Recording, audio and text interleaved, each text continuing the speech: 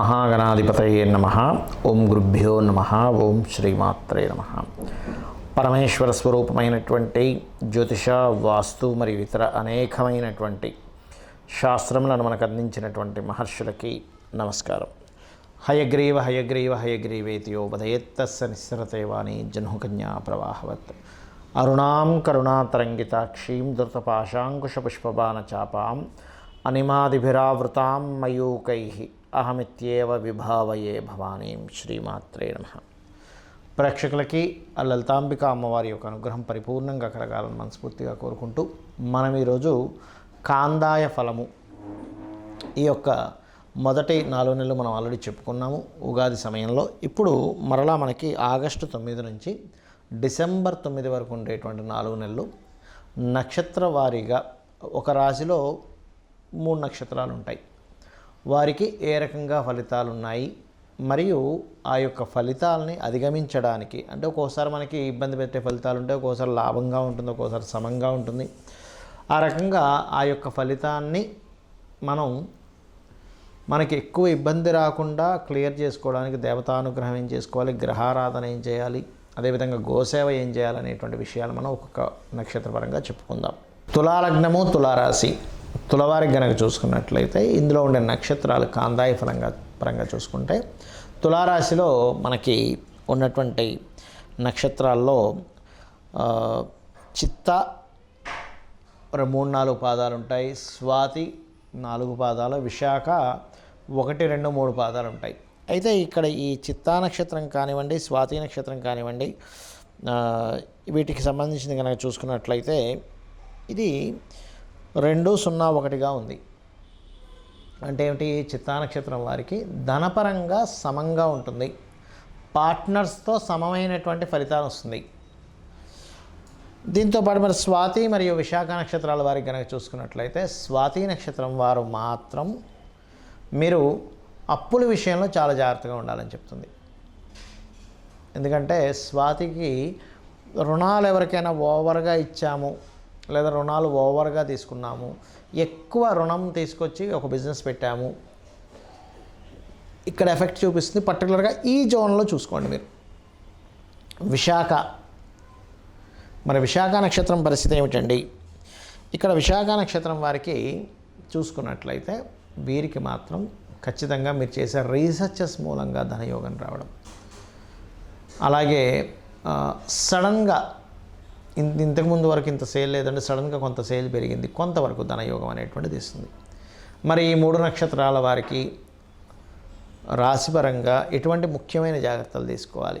Investments ఒకటి మెయిన్గా జాగ్రత్త తీసుకోండి. మరి మంచి ఏమిటి అంటే ఇక్కడ కొంచెం ఇంటీరియర్ డిజైనింగ్స్ ఇట్లాంటివి చేసేటువంటి వారికి ఈ యోగం బాగుంది. అలాగే ఈ 6వ స్థాన రాహు కూడా ఒక రకంగా పరాక్రమ యోగాన్ని ఇస్తాడు. కాకపోతే ఇక్కడ ఎవరైతే రుణం పొందాలనుకునేటువంటి వారికి కూడా కొంతవరకు మంచిదని చెప్పుకోవాలి. ఎందుకంటే 6వ స్థానంలో రాహు ఉన్నందుకు, మనకి 6వ అధిపతి 8లో ఉంటే 2ని చూస్తున్నందుకు ఇది మంచిదే. ఇక మీరు చేయవలసిన దేవతారాధన కాళికాదేవి యొక్క మంత్ర సాధన, అంటే ఓం కాళికాదేవి నమః, లేదా మనం ఎవరైనా గురువు గారి దగ్గర నుంచి బీజాక్షరాల రూపంలో తీసుకున్నది, లేదా కాలభైరవ అష్టకము చదువుకున్న.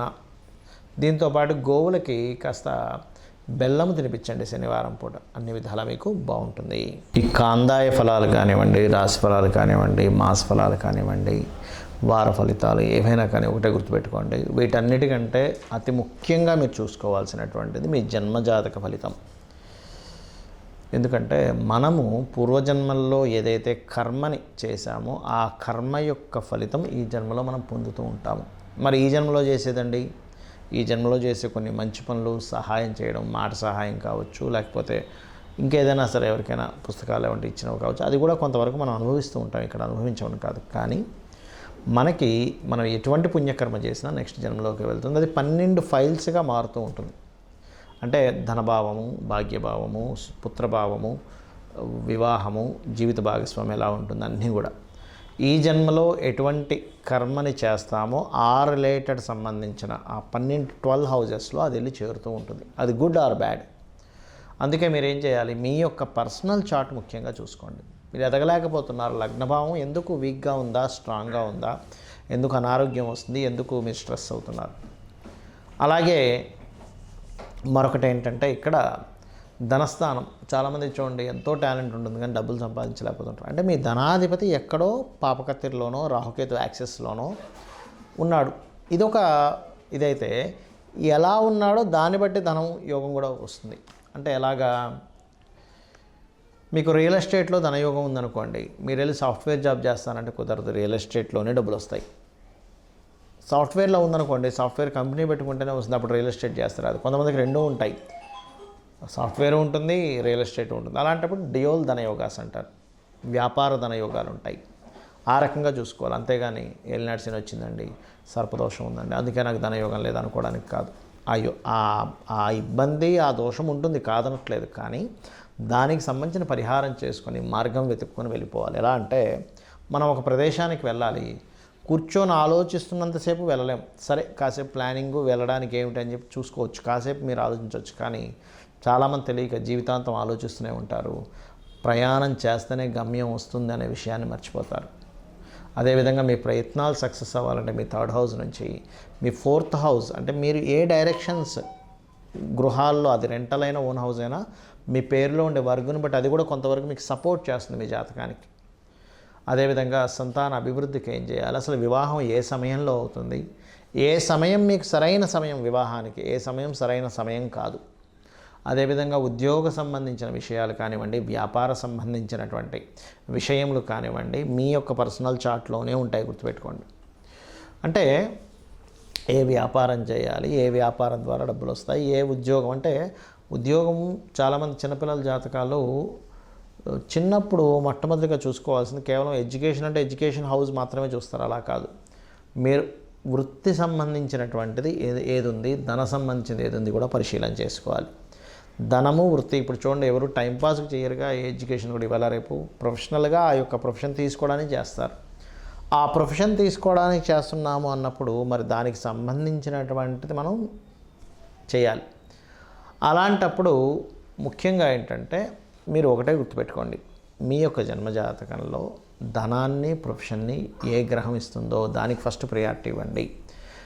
విద్య అనేటువంటిది అది ప్రొఫెషన్గా మారాలని రూల్ లేదు, క్యాజువల్గా నేర్చుకోవచ్చు, దాంట్లో టాలెంట్ పొందొచ్చు, ఆ యొక్క విద్య మీకు రావచ్చు. మనం నేర్చుకున్న ప్రతిదీ ప్రొఫెషన్గా మారాలని లేదు, గుర్తుపెట్టుకోండి. కానీ ప్రొఫెషన్గా మారాలనుకున్నప్పుడు మాత్రం ప్రొఫెషనల్గా ఇచ్చే గ్రహాలు ఏమిటో వాటిని పట్టుకోవాలి. అలాగే లైఫ్లో ఆకస్మిక సంఘటనలు, టర్నింగ్ పాయింట్స్ అంటారు, ఆ యొక్క టర్నింగ్ పాయింట్స్ కానీ, ఆకస్మిక సంఘటనలు కానీ, ఇవన్నీ కూడా ఏంటంటే మీ యొక్క జన్మజాతకంలో ఎప్పుడు ఎక్కడున్నాయనేటువంటిది చాలా స్పష్టంగా తెలుస్తూ ఉంటుంది. ఇక మీరు ఇవన్నీ నాకు తెలియవు, శరణాగతి అంటారు. అంటే నాకు ఇవేమీ తెలియవు, ఈ దుఃఖము, బాధ బాగా కలిసి రావడం, కలిసి రాకపోవడం, ఇవన్నీ నాకు తెలియదు, నువ్వు ఉన్నావు అమ్మ, నీ యొక్క అనుగ్రహం ఇదంతా కూడా అని అనుకుంటూ వెళ్ళిపోతూ ఉంటే దానంత గొప్పది మరొకట్లేదు. అంటే మన జన్మజాతకంలో ఎలా ఉన్నా కూడా మనం భగవంతుని ఆరాధిస్తూ, భగవత్ నామస్మరణ చేసుకుంటూ, మన పని మనం ధర్మంగా చేసుకుంటూ వెళ్తూ ఉంటే అమ్మవారే తను చూసుకుంటూ ఉంటుంది, సొంత తల్లి బిడ్డను చూసుకున్నట్టుగా. కాబట్టి మీరు ఇవి తెలుసుకొని మీ యొక్క నిత్య జీవితంలో, ఎందుకంటే ఇక్కడ చాలామందికి ఏమనిపిస్తుందంటే, మరి ఇవన్నీ మరి ఈ గోచార ఫలితాలు ఎందుకు చెప్పుకుంటున్నామండి, ఈ కాందాయ ఫలితాలు ఎందుకు చెప్పుకుంటున్నామండి అంటే, ఇప్పుడుండే బయట ఉండే వాతావరణాన్ని బట్టి మనం ఎలా ఎదుగుతామో, బయట ఉండే మార్కెట్ని బట్టి మనం ఎలా బిజినెస్ని స్ట్రాటజీస్ మార్చుకుంటామో, ట్రాఫిక్ని బట్టి మనం డైవర్షన్స్ తీసుకుని వేరే రూట్ నుంచి వెళ్ళి చేరుకుంటాము, ఇది కూడా అంతే. అంటే ఇప్పుడు గోచార ఫలితాలు ఇలా ఉన్నాయి, కాందాయ ఫలితం ఇలా ఉంది, కాబట్టి ఈ రకంగా మీరు ప్లాన్ చేసుకోండి అని చెప్పేది ఈ యొక్క గోచార ఫలితాలు. శ్రీమాత్రే నమః.